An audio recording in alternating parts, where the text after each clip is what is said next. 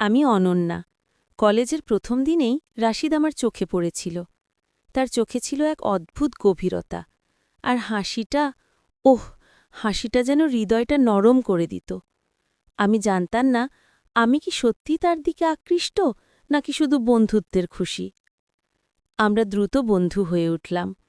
প্রতিদিন একে অপরের ছোট ছোট গল্প শেয়ার করতাম। সুখে দুঃখে সব ক্ষেত্রে সে পাশে থাকত।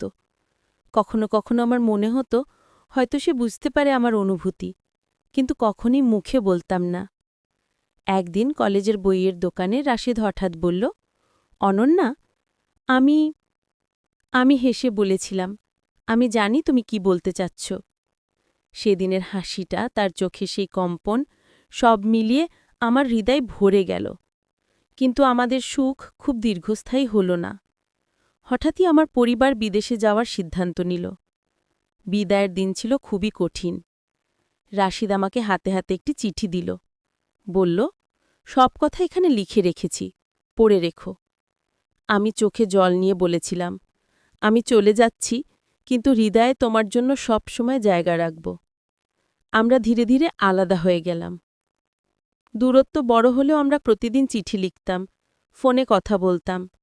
1 বছর ধরে আমরা এভাবে যোগাযোগ রাখলাম।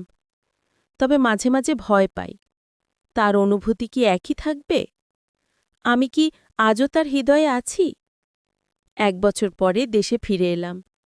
রাশিদকে আবার দেখার মুহূর্তে আমার হৃদয় যেন থেমে গেছিল। সে হেসে বলল, আমি তো সবসময় তোমার অপেক্ষা করেছি। আমি হেসে বললাম, আর আমি সবসময় তোমার জন্য অপেক্ষা করেছি। সেই মুহূর্তে বুঝলাম, সত্যিকারের ভালোবাসা দূরত্ব, সময় বা বাধায় হারায় না।